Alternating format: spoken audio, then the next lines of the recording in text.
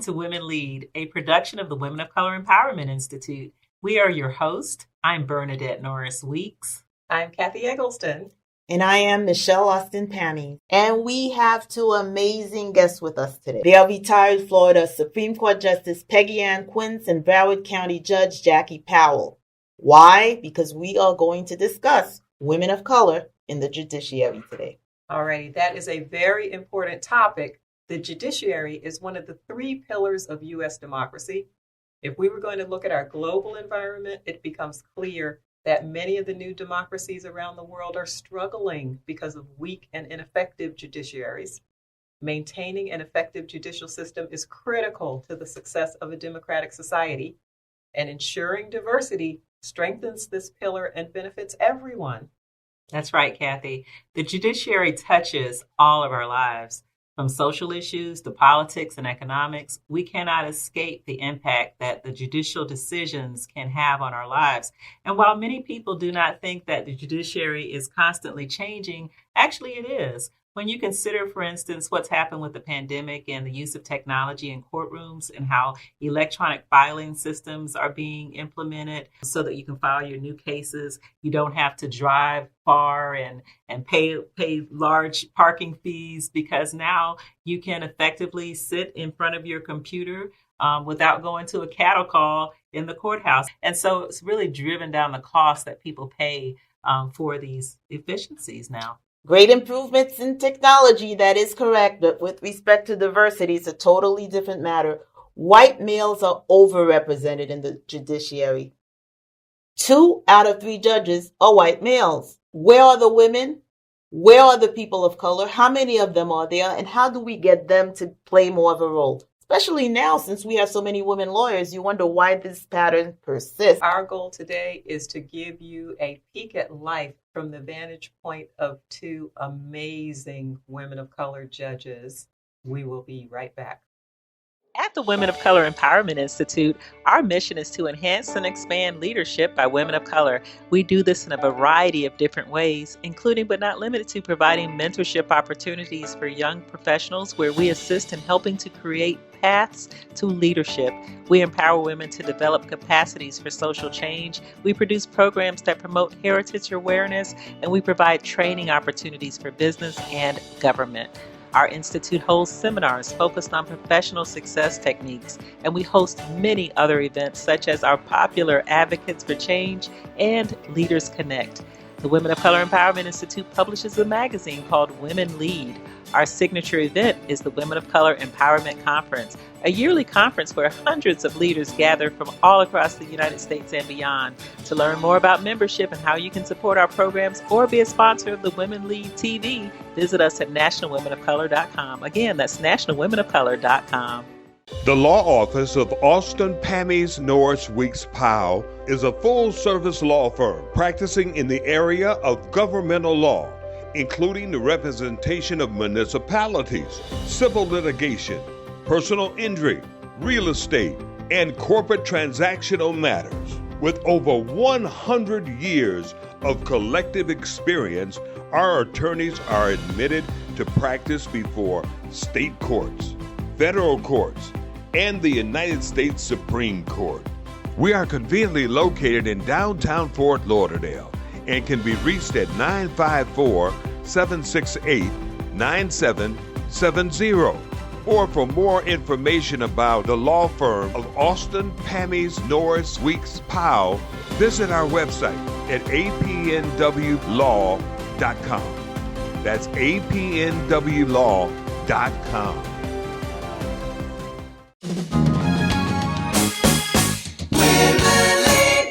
Welcome back to Women Lead. We are pleased to have with us retired Supreme Court Justice Peggy Ann Quince. Justice Quince, thank you for joining us today. Hello, ladies. Thank you for having me on the show. Justice Quince, you were the only Black woman who has ever served on the Florida Supreme Court. You served on the highest court in Florida for 20 years, serving 2 of those years as the Chief Justice. Please tell us how you began your journey to becoming a leader of the Florida judiciary. Unlike many people I know who became judges, I did not grow up wanting to be a lawyer or a judge. I grew up in rural Virginia with my 5 siblings and a single parent, my father. We did not know any lawyers or judges or doctors who looked like us. I was a good math and science student, so I was going to go to college with the thought of going on to medical school and become a doctor. I attended Howard University in Washington, D.C. And what I saw in Washington, D.C. made me consider the law as a career. At that time, we had protests about our involvement in the Vietnam War. There were still actions concerning the civil rights movement. All of this pointed to the law. So I went to law school after undergraduate school and began my career in Washington, D.C. as a hearing officer with the city's new rent control law. I got married and moved to Florida and began a 13-and-a-half-year tenure with the Attorney General's office. I also spent 4 years in private practice. After being appointed to the Second District Court of Appeals, and serving there for 5 years, I was appointed to the Florida Supreme Court and served on that court for 20 years. So you can see my road to the bench really was, I was essentially a public service lawyer. At the Women of Color Empowerment Institute, our mission is to enhance and expand leadership by women of color. Of course, in order to do that, we must create paths to leadership. And we know that during your tenure, you did your part. In fact, we learned that you reserved seats for children from your hometown at Supreme Court hearings. We just want to know why you did that and why that was important to you. Ladies, as you know, because of institutional racism and numerous aspects of the lives of Black people, many of us do not grow up in households where we know lawyers and judges and other professionals who look like us. Those of us who have been blessed to have these kinds of positions owe it to our communities to be visible and to let our young people know that there are numerous career opportunities for them. And so I viewed my investiture as an opportunity to, in fact, show young people firsthand the possibilities. Therefore, I made sure that there was seating in the Supreme Court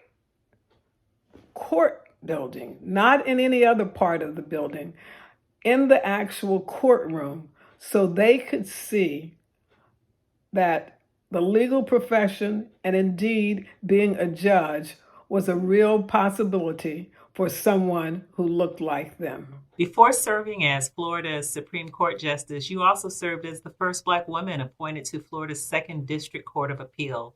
Tell us how your being a Black woman was helpful in giving your colleagues a different perspective of cultural experiences unique to Black people. We grew up in neighborhoods and situations that are culturally and economically different from our white counterparts. When we are at the table, we have an opportunity to explain these kind of nuances to them. When we are there and we take advantage of those opportunities, it goes a long way to a real understanding of the differences that we have, and maybe help us put aside some of the biases and prejudices we have when people come before us. You have been quite busy since retiring from the Florida Supreme Court. We know that since retiring, you have served as a poll watcher You have educated people on the constitutional amendments, and you're now working closely with the League of Women Voters. What is motivating you to continue to engage at this point? And what would you tell others who are not raising their voices at this important time in our history? We saw during the last federal and state administrations the elevation of lies as truth and attempts, sometimes successfully, to marginalize our participation in the governing of this country. So we worked, we got out the vote, because that is a major way we have of bringing about changes that we need in our society. As you know, Florida passed a very popular ballot initiative for a $15 per hour minimum wage by the year 2026. But currently, the legislature is trying to prevent such voter-driven initiatives. What are your thoughts about that? Getting constitutional amendments on the ballot is a very expensive procedure. So those who want to defeat the amendment can spend lots of money and donate lots of money to try to defeat the amendment. The legislature is also trying to change the percentage that you need to pass an amendment. Right now, 60% of the people voting have to vote affirmatively in order to pass an amendment. They want to change that to 66 2/3%. This is another example of the legislature trying to stifle the voices of the people. Justice Quince, you are truly an inspiration to so many people. What's next for you? I will continue to try to make my voice heard and speak out against what I see as violations of our constitutional rights and especially our First Amendment rights. So I can't sit down. I have got to make my voice heard. And all of us need to try to make our voices heard when we see these kinds of activities taking place in our state. I hope to, and you should hope to, do what John Lewis says and get in good trouble. I would ask that all of us follow that advice and get involved in what's going on in our state. Thank you so much for joining us, Justice Peggy Ann Quinn. We'll be right back. At the Women of Color Empowerment Institute, our mission is to enhance and expand leadership by women of color. We do this in a variety of different ways, including but not limited to providing mentorship opportunities for young professionals where we assist in helping to create paths to leadership. We empower women to develop capacities for social change. We produce programs that promote heritage awareness, and we provide training opportunities for business and government. Our institute holds seminars focused on professional success techniques, and we host many other events such as our popular Advocates for Change and Leaders Connect. The Women of Color Empowerment Institute publishes a magazine called Women Lead. Our signature event is the Women of Color Empowerment Conference, a yearly conference where hundreds of leaders gather from all across the United States and beyond. To learn more about membership and how you can support our programs or be a sponsor of the Women Lead TV, visit us at nationalwomenofcolor.com. Again, that's nationalwomenofcolor.com. The law office of Austin, Pammies, Norris, Weeks, Powell is a full-service law firm practicing in the area of governmental law, including the representation of municipalities, civil litigation, personal injury, real estate, and corporate transactional matters. With over 100 years of collective experience, our attorneys are admitted to practice before state courts, federal courts, and the United States Supreme Court. We are conveniently located in downtown Fort Lauderdale and can be reached at 954-768-9770. Or for more information about the law firm of Austin, Pammies, Norris, Weeks, Powell, visit our website at apnwlaw.com. That's apnwlaw.com.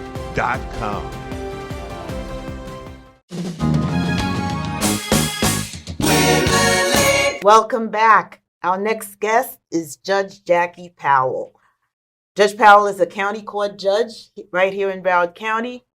Great to see you, Judge Powell. It is good to see all of you. Thank you so much Thanks for for being being with us. here. Thank you. It is my honor, I want to say this, to be in your presence this afternoon.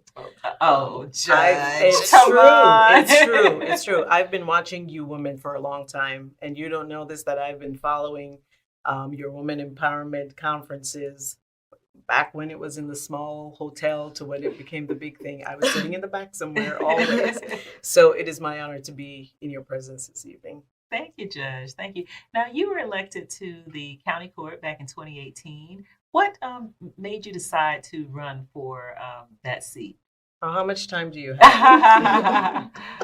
I'm going to tell you that every time I answer that question, I have to tell you that there's a three-part response to the reason why I ran in 2018.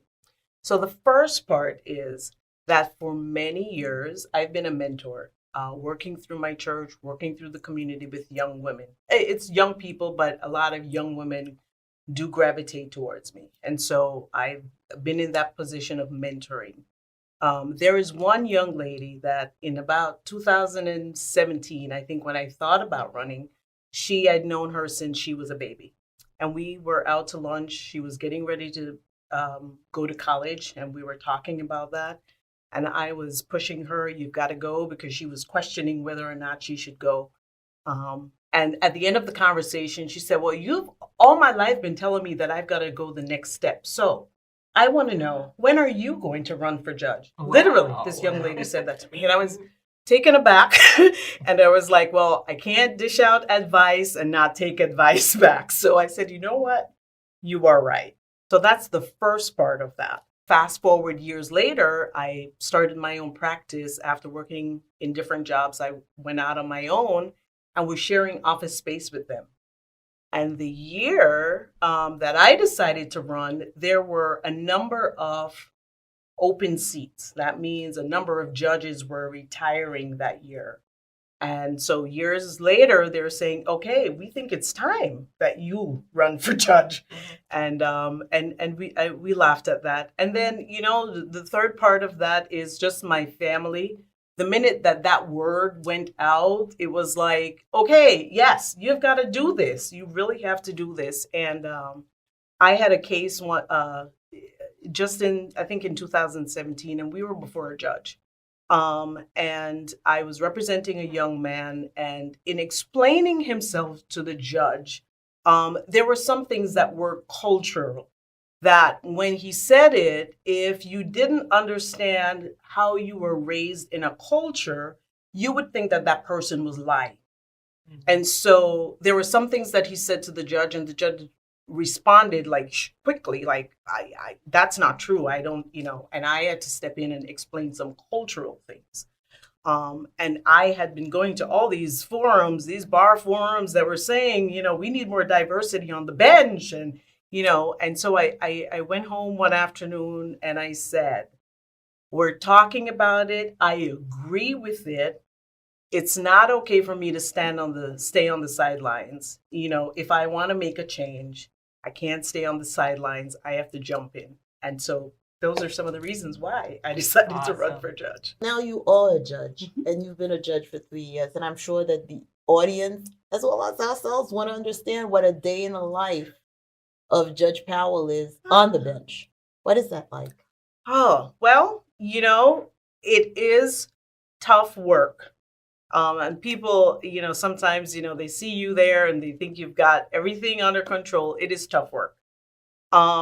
So every day, we have a docket. And in preparation for that, you're up either the night before or you're up early in the morning going through your docket so that you know what is coming in front of you, so that if there are questions or research that you have to do before you get on the bench, that way you're ahead of the curve, you have to do that. It's a small claims docket. I say, okay, I'm going to give you the small claims 101. And I explain to folks, because the folks coming in front of me in county court, most of them are self-represented. And so I want them to know what the law is. this is what is expected of you. And so that's, so we go through that. And, when when you're done on the bench, the work is not done, because then I have orders to sign. I have to go back and review the rulings that I made when I was on the bench. And if there's something else that I need to do. So there's paperwork. You're reviewing, you're looking at what needs to be done and preparing for the next day. And so it is a long day. It is a lot of work that we do every day. Sounds like organization is key. Definitely. Wow, and we're going to be doing a Superwoman show soon. We may need to call you back for that show. But now, today, we really do want to talk a little bit about judicial diversity. And your county happens to be Broward County. So what is your perspective on the state of judicial diversity in Broward County right now? So in Broward County, we currently have, including judges, hearing officers, general magistrates, 101 of us. There are 90 judges, though, and then the other 11 are hearing officers or general magistrates. Of that 90, we have 11 African Americans, and we have 11 Hispanics. That's the makeup. So we're talking about less than 20% are minority, and the other part of the makeup is majority white males that are on the bench. Okay, so that is what we have right now. And so you don't have to say this, but I am. Broward County is a minority majority county. Correct. So there are more minorities, quote unquote, than correct. And so when you think about it, that makeup is not representative of the makeup of Broward County. So we have come a long way over the last 3 years. I think we've added 3 or 4 African American judges, and so we've come a long way. But there is still so much more that can be done. Now, I can only imagine that being a judge is somewhat isolating, and that there are probably places you can't go anymore and things you can't do anymore. So can you tell us a little bit about that isolation experience and whether that's been your experience? So, when I talk to bar associations, and I think my other colleagues do that as well, we tell people that if you want to become a judge, you have to be prepared.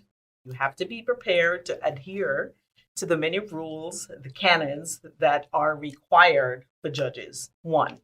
2, if you were a person who was involved in everything and all over the place, you now have to start thinking about, can I attend this particular function? Am I allowed per the canons to attend? And oftentimes when I get invitations to go places, I have to ask these questions. Is it political? Mm-hmm. Is it a fundraising? Because if it's a fundraising event, I can't be the keynote speaker. I can't be on I can't be part of your advertising or anything like that. And so those are and then who's going to be there? As isolating as that could be, especially if you're a very sociable person, there are still so many other things that you can do. Anything that has to do with the community, we are allowed to do that. You're a woman of color, but you also hail from East Kingston, Jamaica. So tell us a little bit about how that impacts your work as a judge. Does it influence you in any way? So, hearing that question, I definitely know that I'm in a room with attorneys, that you did your research. That's right.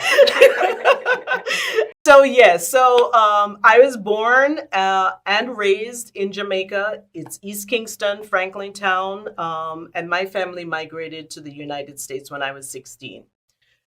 So there was a lot of adjustments that had to be made. The things are so different. And so one of the things that I thought about with that question is that in Jamaica, the diversity and the bias and the racial discrimination is it's not there there is definitely classism.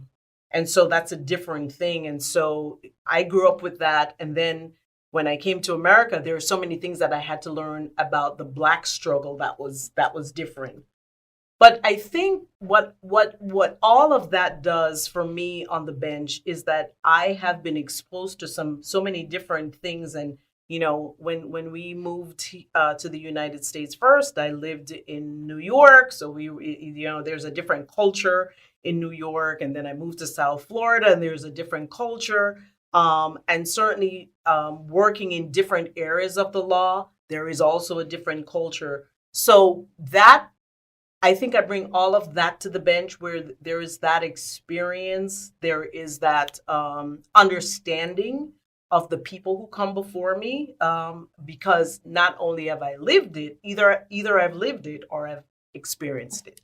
I think that's key in understanding the impact diversity has generally on the bench. That's right. She comes with all that perspective, that West Indian from Jamaica to New York to South Florida experience. And that's the trajectory of a lot of people of color in Broward County. Yes. I mean, Michelle herself, New York, Haiti, That's why I'm so familiar. And you hear it quite often. Yes. So I'm Haitian American, and we did the Haiti, New York, then South Florida, and Right. there's so many others like me, and grew up in a predominantly West Indian neighborhood in Cambria Heights, Queens. That's where I lived. Oh, Oh, wow. Oh, yeah. Well, now you're going to have to explore, Yes. so-and-so. I sense that there's an after the show. Conversation. But unfortunately, I think that is our time for today. So Judge Powell, oh my gosh, your wit and wisdom have just been monumental for our set today. We cannot thank you enough for coming. Thank you so much for sharing with us and our audience. Absolutely. And that is our show for today. And just like we have been, we say to each one of you, be empowered.